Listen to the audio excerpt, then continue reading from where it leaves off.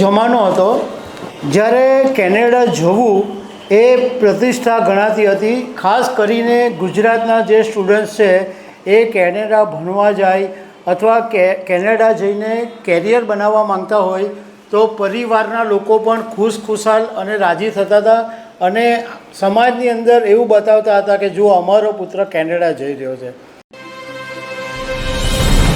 નમસ્કાર દર્શક મિત્રો, એક જમાનો હતો જ્યારે કેનેડા જવું એ પ્રતિષ્ઠા ગણાતી હતી। ખાસ કરીને ગુજરાતના જે સ્ટુડન્ટ્સ છે એ કેનેડા ભણવા જાય અથવા કેનેડા જઈને કેરિયર બનાવવા માંગતા હોય તો પરિવારના લોકો પણ ખુશખુશાલ અને રાજી થતા હતા અને સમાજની અંદર એવું બતાવતા હતા કે જો અમારો પુત્ર કેનેડા જઈ રહ્યો છે।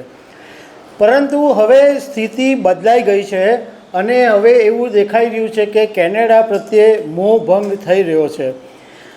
અત્યારે કેનેડાની અંદર સ્થિતિ એવી છે કે ત્યાં નથી જોબ મળતી, એક ઘરની અંદર 10-10 લોકોને રહેવું પડે છે, સૂકા નાસ્તા પર ચલાવવું પડે છે, એવી ઘણી બધી સ્થિતિ છે। તો આમાં હું તમારી સાથે થોડી ડિટેલમાં વાત કરીશ કે અત્યારે કેનેડાની અંદર શું ચાલી રહ્યું છે, કારણ કે કેનેડાથી જે વિદ્યાર્થીઓ પરત આવ્યા છે એમણે એમના જે અનુભવો શેર કર્યા છે એના વિશે હું તમારી સાથે વાત કરીશ।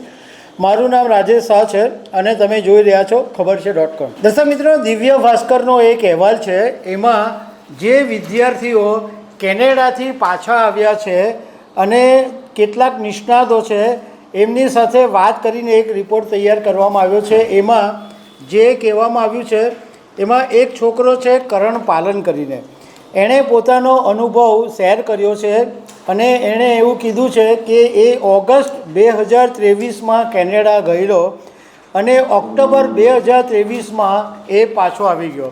માત્ર 2-2.5 મહિના જ કેનેડા ગયો। એણે એમ કીધું કે હું જ્યારે કેનેડા ગયેલો એ પહેલાં જે મેં કેનેડાનું સપનું જોયેલું, જે કેનેડા વિશે મેં જાણકારી મેળવેલી, જે મેં રિસર્ચ કરેલું, પરંતુ કેનેડાની ધરતી પર જ્યારે મેં પગ મૂક્યો ત્યારે ત્યાંની જે વાસ્તવિકતા હતી એ સાવ બિલકુલ અલગ જ હતી। આ જે કરણ પાલન કરીને જે છોકરો છે એણે ઓન્ટારિયાની કોનેસ્ટોગા કોલેજના દૂન કેમ્પસની અંદર લોજિસ્ટિક સપ્લાય એન્ડ ચેઇન મેનેજમેન્ટની અંદર એડમિશન લીધેલું અને એનો લગભગ 14.5 લાખ રૂપિયા જેટલો તો એનો ખર્ચો થઈ ગયો। એણે એવું કીધું કે કેનેડાની અંદર ઘર ભાડા એટલા આસમાને છે અને ત્યાંની અર્થવ્યવસ્થા પડી ભાંગી છે। નોકરીના અત્યારે ત્યાં કોઈ ઠેકાણા નથી અને 4 વર્ષ પહેલાં જે લોકો કેનેડા ગયેલા છે એ હજુ સુધી એમનો ખર્ચો પણ કાઢી શક્યા નથી। એણે એવું કીધું કે જે અપેક્ષાની સાથે હું ગયો ત્યાં ગાડી મને એવું એન્વાયરમેન્ટ બિલકુલ મળ્યું નહીં। ઘર ભાડે તમે ત્યાં ગાડી લો તો 2 મહિનાનું ભાડું ચૂકવવું પડે અને ત્યાં ગાડી 2 મહિનાનું એડવાન્સ ભાડું આપવું પડે અને મારે $1200 ત્યાં ગાડી ભાડું ચૂકવવું પડતું હતું અને જમવાની પણ સલાહ હતી। કરણે એવી સલાહ આપી છે કે જે લોકો આર્થિક રીતે સમૃદ્ધ છે, જેના માતા પિતાની પાસે પુષ્કળ પૈસા છે, એવા લોકો માટે કેનેડા જવામાં કોઈ વાંધો નથી, પરંતુ જે લોકો પાસે પૈસા નથી, જે મિડલ ક્લાસ લોકો છે, જે લોકો એમ માને છે કે કેનેડા જઈને કમાઈશું ને પછી ભારતમાં મોકલશું, તો એવા લોકોએ વિચારવું જોઈએ કેનેડા જવા માટે। કારણ કે જો તમે એવા વિચાર સાથે જશો તો તમારા માટે બોજ બની જશે। કરણે એમ કીધું કે ભારતમાં રહીને પણ તમે કેરિયર બનાવી શકો છો। હવે બીજા એક વ્યક્તિની વાત સાંભળો કે જે કેનેડાની અંદર 5 દાયકાથી રહે છે અને જાણીતા બિઝનેસમેન છે। એમનું નામ છે હેમંત શાહ। હેમંતભાઈએ બહુ સરસ વાત કરી છે કે જે ગુજરાતના લોકો કેનેડા આવવા માંગે છે એમણે સૌથી પહેલાં કેનેડા આવતા પહેલાં એ વાતની તપાસ કરી લેવી કે કેનેડાની અંદર કયા સેક્ટરની અંદર નોકરી અવેલેબલ છે। આ બધી જાણકારી મેળવી અને પછી જ કેનેડા આવવું। બીજું કે તમે 12 ધોરણ પાસ કરીને પછી ઘણા બધા લોકો એવું વિચારે છે કે કેનેડા પહોંચી જઈએ અને ત્યાં ગ્રેજ્યુએશન અને માસ્ટર ડિગ્રી કરીએ. એમણે એમ કીધું કે મારી એવી સલાહ છે કે જે સ્ટુડન્ટ્સ છે એ 12મું ધોરણ પાસ કરીને કેનેડા આવવાને બદલે ભારતની અંદર જ ગ્રેજ્યુએશન પૂરું કરે અને માસ્ટર ડિગ્રી મેળવવા માટે કેનેડા આવે. એમણે પેરેન્ટ્સોને બહુ સરસ સલાહ આપી છે કે જો તમે હમણાં કેનેડા આવવાનું વિચારતા હોય, તમારા સંતાનોને તમે કેનેડા મોકલવાનું વિચારતા હો, તો હમણાં થોડો સમય માટે પોઝ લઈ લેજો. હમણાં થોડો સમય માટે તમે રોકાઈ જજો. કારણ કે અત્યારે કેનેડાની અંદર જબરજસ્ત જોબ ક્રાઇસિસ અને હાઉસિંગ ક્રાઇસિસ ચાલી રહી છે. 1 વર્ષ પછી તમે આવજો. અને સાથે સાથે હેમંતભાઈ શાહે એ પણ સલાહ આપી છે કે તમે જો કેનેડા આવવા માંગતા હો તો અંગ્રેજી અને ફ્રેન્ચ ભાષા શીખીને આવજો, તો તમને કેનેડામાં વાંધો નહીં આવશે. પણ 1 વર્ષ પછી તમે આવજો. બીજી એક વિદ્યાર્થીની છે કે જે કેનેડાની અંદર 2 વર્ષ રહી અને એ અમદાવાદ પાછી ફરી છે.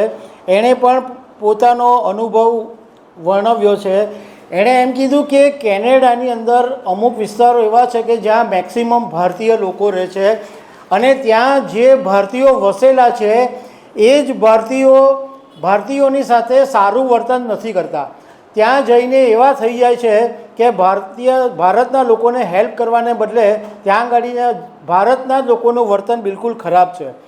બીજું કે કેનેડાની અંદર તમે પૈસા ખર્ચીને જાઓ અને એ પછી તમે ત્યાં જઈને ફસાઈ જાઓ તો અમારા માટે PR મેળવવું મુશ્કેલ બની જાય છે.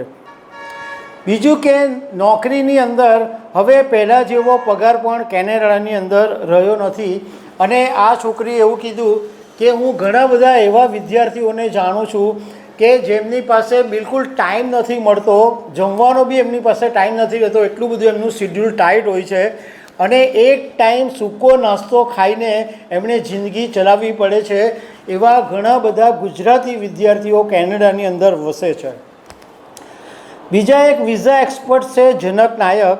એમણે એમ કીધું છે કે કેનેડા સરકારે જે રીતે સ્ટુડન્ટ વિઝા પર અત્યારે બ્રેક માર્યો છે એ જોતાં એવું લાગે છે કે 2025 સુધીમાં એની અંદર ખાસો ફરક પડી શકે છે. કેનેડામાં 12મા ધોરણ પછી જે લોકો ગયા છે એમના PR અટક્યા છે. બીજા એક નિષ્ણાતે એવી વાત કરી કે કેનેડાની અંદર અત્યારે ઘર અને નોકરીની જે સમસ્યા ઊભી થઈ છે એની પાછળનું મુખ્ય કારણ એ છે કે વિદ્યાર્થીઓનો એક જે મોટો પ્રવાહ છે એ એક જ વિસ્તારની અંદર રહેવા માંડ્યો છે, એક જ વિસ્તારની અંદર ભેગો થઈ ગયો છે. એને કારણે ત્યાં ઘર અને નોકરીની સમસ્યા ઊભી થઈ છે.